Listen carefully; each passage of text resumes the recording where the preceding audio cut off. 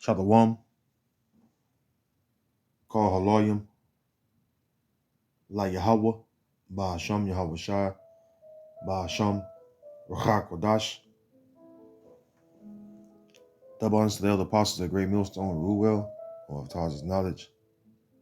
Honors and salutations to you fellow laborers doing the work week in and week out. Shalom to you and shalom to the few Akwath that believe as well. Back at you with another lesson, and this is an article I stumbled across and I read into it, and I decided, through the spirit, to do a lesson on it, a short lesson on it. It says from News 4 NBC, which is the NBC news station. A look into the history of the black men who built the U.S. Capitol, Tidal Basin, and beyond. And since we in the month they given to Judah, as they call it Black History Month, which we say Whack History Month because they don't tell the so-called Negroes who they really are, but instead have kept this confusion of titles, titles and names and bywords on them, calling them black, calling them African American, Negro, all the way back to fine Hebrews. So they've been putting that on them, which is a part of the curses. We all went through these different titles that's been placed upon us, and especially Judah, because they know exactly that Judah is the lead tribe, and Judah has rich history when you look it up, going back to pre-Renaissance and even during the Renaissance, especially during the Dark Ages, But in this particular, history is surrounding around the capital, which is the U.S. Capitol, excuse me, which is in Washington, D.C. And it says, many D.C. natives and visitors to the National Mall have heard the stories behind the buildings and the monuments, but the black history has not always been told. And that's true. Well, you know what? Let me read this. All right. It's the book of Psalms 83, because that puts me in the mind of this chapter. Psalms 83 and verse 3. It says, they have taken crafty counsel against thy people and consulted against thy hidden ones. They have said, come and let us cut them off from being a nation, that the name of Israel may be no more in remembrance. And starting with Judah on down, they have been a constant thing we've been dealing with, not being recognized as a nation, being cut off as a nation, and so having this knowledge is, that much more precious, because we understand who the so-called Negroes are and so on and so forth, all the tribes. But, with Judah being our lead tribe and Judah being the head, has to be roused up, to confront our enemy, all right, or enemies. Number one being Esau, Edom, the so-called white man. And it lists all the enemies in this particular chapter of Psalms 83rd chapter, all right, who cut us off from being a nation, okay? So let's go back to the article. It says, did I read the, okay. It says, Jesse J. Holland, a journalist and author of Black Men Built the Capitol, wants visitors to know Black history. It's all around and through the U.S. Capitol, which is throughout all this land, because when you think about it, Who built America? All right, the Israelites. Start with the so-called Negroes on down to the Latin tribes and to the native tribes. We all had our part, but Judah, being a lead tribe, was made an example of, and they were put under, more. Well, I'll just say it like this: they took on more. Excuse me. They took on more of the harshest part of slavery because them being the head, you know, should know better. Let's go to the book of Isaiah. Because we all fail, but Judah being the lead tribe, they were set up to lead our nation. Isaiah chapter 1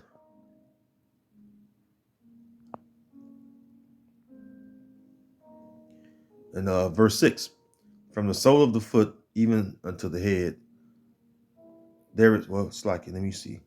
Let's start up. Yeah, kind of. Let's start at 4. Kind of. Isaiah 1 and 4 says, a sinful nation, a people laden with iniquity, a seed of evildoers, children that are corrupters, they have forsaken the Lord, they have provoked the Holy One of Israel unto anger, they are going away backward. Why should you be stricken anymore? You will revolt more and more. The whole head is sick, and the whole heart faint. Now the whole the whole head is sick, and the whole heart faint. Who's the head? Again, Judah. The scriptures tell you that the scepter should not depart from Judah. The scepter represents, the ruling. All right. When you go into what a scepter is, a scepter is held by, royalty, which the nation is royal because we are a royal family, but you have the lead of the royal family, and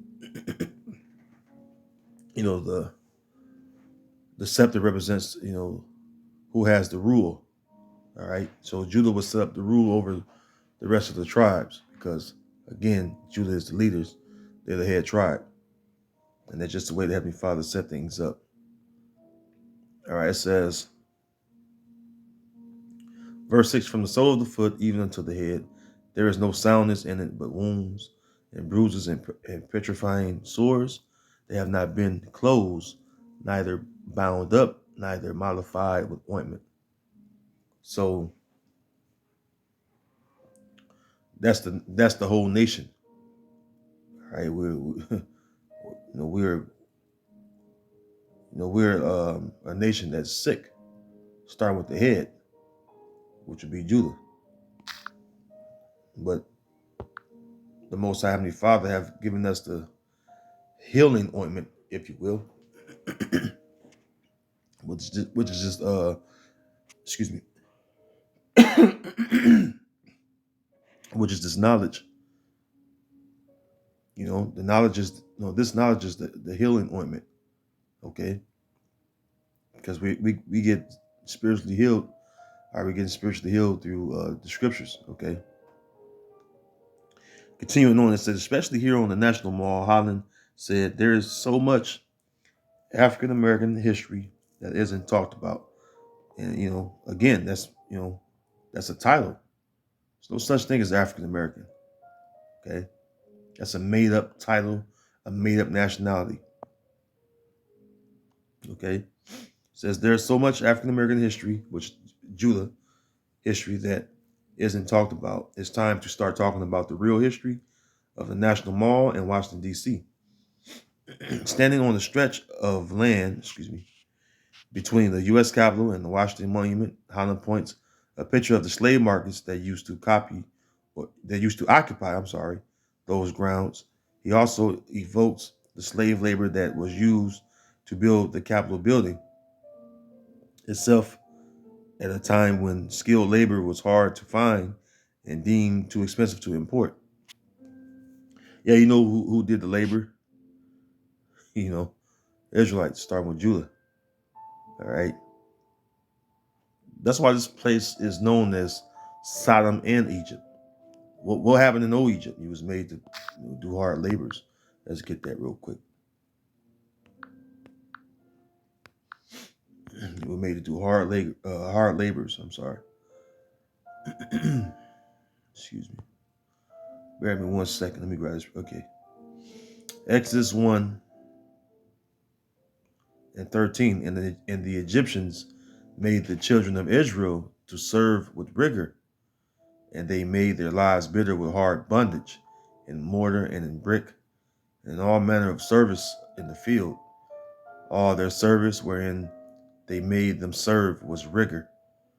And when you look that up, right, the word rigor, I'm gonna look that up real quick. Let's go to rigor.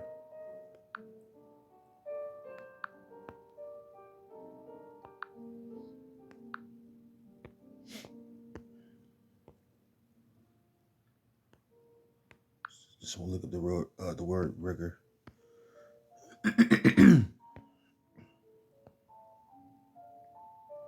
All right. The Hebrew word there is parak. Parak. It says harshness, severity, cruelty. See, let's look up on Google real quick. Rigor, the quality of being extremely thorough, exhaustive, or accurate. Let's see. Demanding, difficult, or extreme conditions. See, yeah, that happened right here in America as well. All right, you were made to endure rigorous slavery. All right, rigorous slavery was put upon you. All right, it says, continuing on. Wait, I'm at Slovakia. Okay, come. It says, right here, this paragraph right here. It says, understand that the land in the District of Columbia was owned by Maryland and Virginia, which were slave states. Really, all the states, of the U.S., so-called America, they were all slave states, man. They try to make it like, oh, it was the South, it was all slave states. Okay, you had Israelites all over this land, from north, central, and south. All right, of America. Okay, or the Americas. All right, it says, as far as our research has shown, the federal government itself didn't own the slaves, which is, look, everybody has slaves, all right?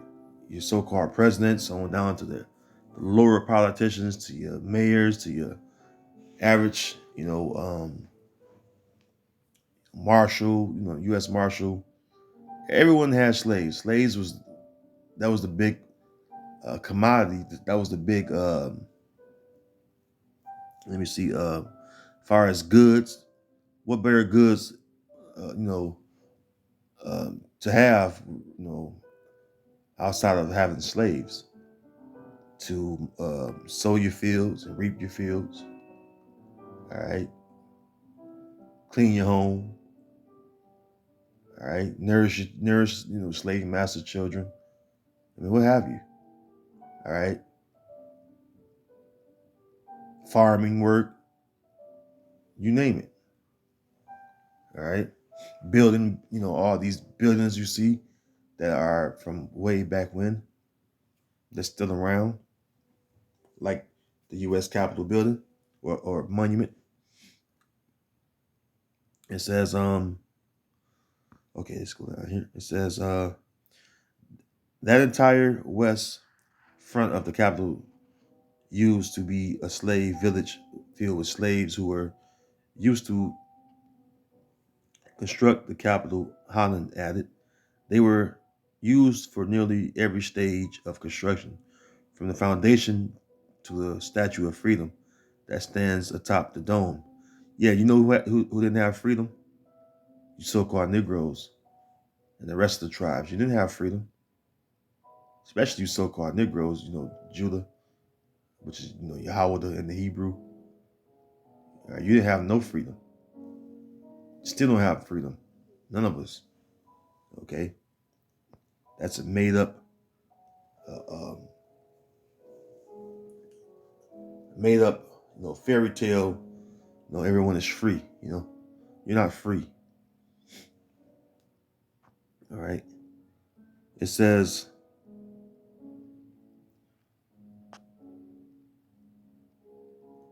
I'm going to hit right, Shalakia. It says the influence started soon after an American sculptor was selected to design the statue. The design originally had the woman either wearing or holding a knitted liberty cap and a symbol of freed slaves, which, that's a mockery. See? So he, an American sculptor, wanted the statue to be of a freed slave, said Holland. That's a mockery because, first and foremost, they didn't free the slaves, all right? The word emancipate means to transfer as property. When you look it up, it means to transfer as property. Let's look it up real quick.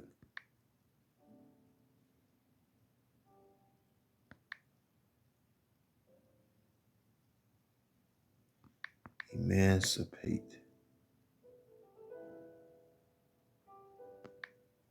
Look up this word.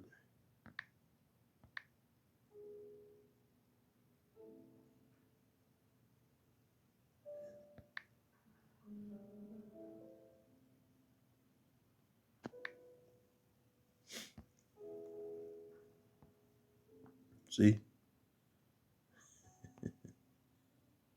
Now, show you something. Now you see, I'm gonna show you the definition, right? It says set free, especially from legal, social, or political restrictions. Now, how can that be when the etymology or the origin of the word goes back to the Latin? And you have to look up words. Etymology means a lot, all right? It says origin, Latin. It says ex, meaning out, or e, meaning the same thing.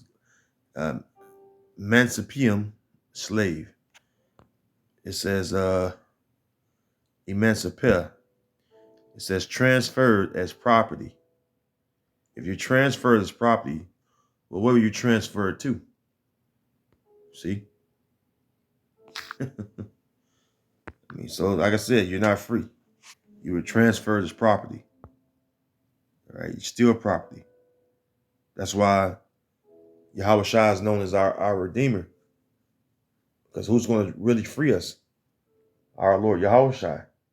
Okay, the Heavenly Father is going to free us through His Son, all right, His only begotten Son, Yahweh Shai.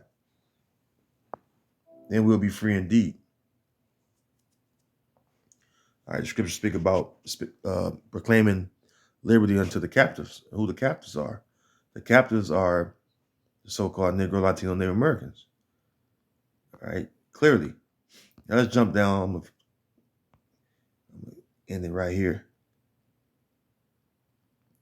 It says, it was also an enslaved man named Philip Reed who stepped in and figured out first how to separate the statue's plaster model so it could be cast, and then how to bronze it. And when you go into the history of the whole thing, it was all slaves that built it, man. All right? These all were enslaved so-called Negroes, so-called blacks, so-called African Americans, which happened to be the tribe of Judah, of the nation of Israel, all right, of the 12 tribes of the nation of Israel. And they get mad when you speak about reparations, but I mean, truly, if anybody deserves some kind of financial compensation, it would be the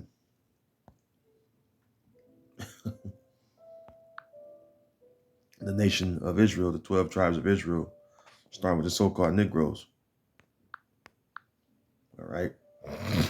Excuse me. Wisdom of Solomon, chapter 5 and 1. And it reads, because I'm going this precept because when you out in the highways and hedges, we have pictures and things showing, the labors that our people had to do. But when you think about it, holding up posters and telling the stories is only you know, a portion, all right, that we can give in so much time while we're out there in the highways and hedges and doing these lessons that we can give at that moment, because we'll be here days, weeks, months, years talking about the many things that have been done to our people, start with the so-called Negroes, which again is the tribe of Judah. And this is why knowing this knowledge again is so precious. Wisdom of Solomon chapter 5 verse 1, it says, "Then shall the righteous man stand in great boldness before the face of such as have afflicted him and made no account of his labors." Because they only bring up certain things during so-called Black History Month. And a lot of the things are hidden. A lot of things they don't want to tell because it stains the history of so-called America. And they tell you, oh, you should get over it. Well, why should they get over it when nothing have been done to um, replenish or revive or um, rehabilitate our people? All right, begin with our lead tribe. All right, they make no account of our labors, but they give, millions and billions of dollars annually to other nations of people, especially, those Amalekites over there, their top tribe of the house of Esau. But when the so-called Negro asks for, monetary funds, it's always a problem. Right? The very people that have been done wrong the most by the place you call America, which is a well-known fact. See?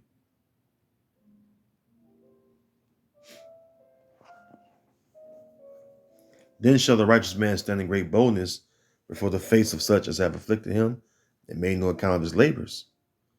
Yeah, and you see Judah out there. All right, the Lord said he would raise the tents of Judah first. And so you see Judah going at Esau's neck, all right, with the truth. And the rest of us is following because we all learn from the tents of Judah. See? I myself, whoever is from the northern tribes, we all learn from the tents of Judah of who we are, all right, and what what's the reason for us being in the condition or state of living that we're in, all right, and we stand right alongside Judah, teaching, because the rest of the tribes are out alongside, Judah, standing in, in boldness, great boldness. And the scriptures say the righteous are bold as a lion. Let me get that.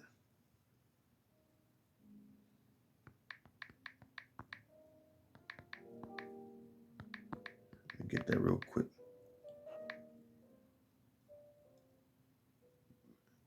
Proverbs 28:1. It says, "The wicked flee when no man pursue it, but the righteous are bold as a lion." See?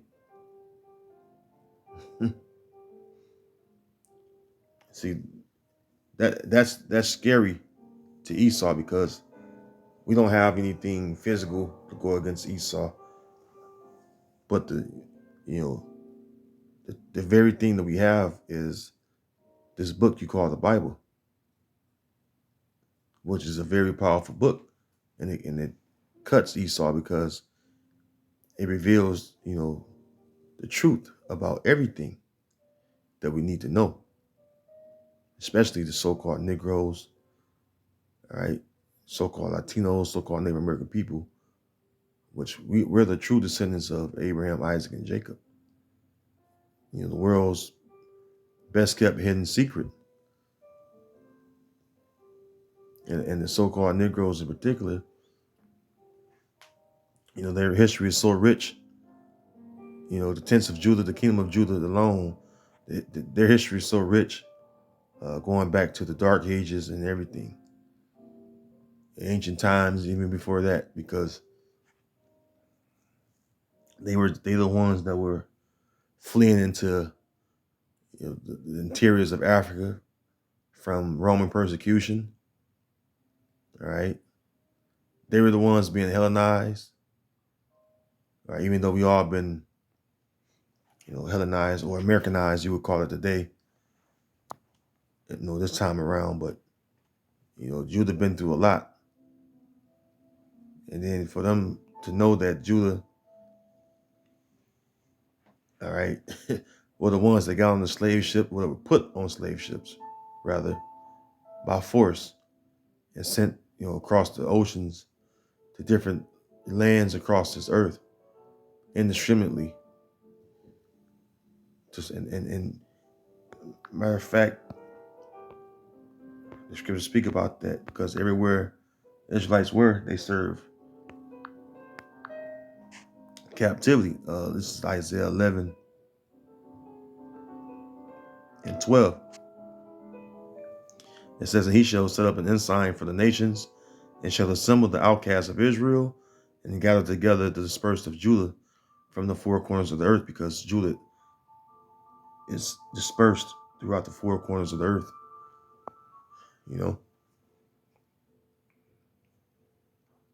Something that's fitting the so-called Negroes. And you can read about all that just getting into the transatlantic slave trade itself. All right. So,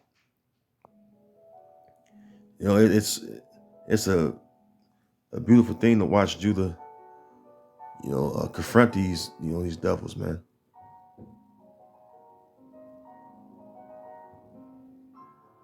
It's beautiful to watch the Most High, raise up Judah and rouse Judah up to go at Esau. All right, because Esau have taken advantage of all of us, especially Judah. So, in the kingdom of heaven, we're going to, right alongside Judah, have our time with Esau.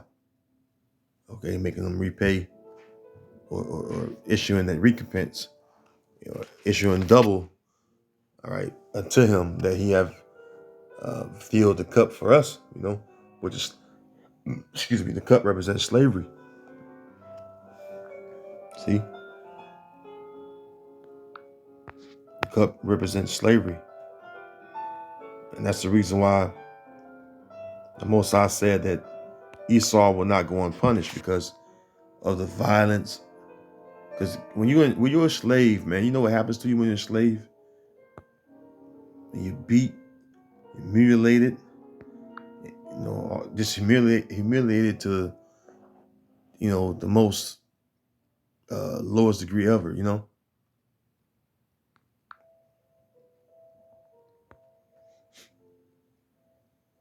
Jeremiah 49 and 12. For thus said the Lord, behold, they whose judgment was not to drink of the cup have surely drunken. Starting with Judah on down, man. Again, the cup represents slavery. As the scriptures say, that the wicked, right, is going to drink of that cup. That's found in the book of Psalms. I believe the 75th chapter. If I'm not, let me go there real quick. Speaks about the dregs. Bear with me 1 second. Yeah, here we go. Psalm 75 and 8. For in the hand of the Lord, Yahweh Bashem Yahushai, there is a cup, and the wine is red. It is full of mixture, and he poured out of the same but the dregs thereof, all the wicked of the earth shall wring them out and drink them. See? Because, again, Revelation 13:10, it says, he that leadeth into captivity shall go into captivity. Ain't that beautiful? The very people that led us into captivity will go into captivity under us. Start with Judah on down, man. We're going to rule over our enemies. Isaiah 14. And they should take them captives, whose captives they were. Jeremiah 30. All of our adversaries, every one of them, shall go into captivity. All right. It says that they captives held them fast. They refused to let them go. So who took us captives and refused to let us go? the heathen nations, start with the Edomites. Jeremiah 49:12, it says, For thus saith the Lord Yahweh Bashem Yahushai, behold, they whose judgment was not to drink of the cup have assuredly drunken, and art thou he that shall altogether go unpunished? Thou shalt not go unpunished, but thou shalt surely drink of it. Meaning what? You're gonna go into slavery. Again, Revelation 13:10. He that leadeth into captivity shall go into captivity. All right, the scriptures speak about continual employment. Let me get that real quick. That's in Jeremiah 2, I believe. Speaks about continual employment. Continual employment. Let's get that. Oh, it's Ezekiel Slakia. Ezekiel 39:14. It says, and they shall sever out men of continual employment, passing through the land, to bury with the passengers those that remain upon the face of the earth, to cleanse it. See?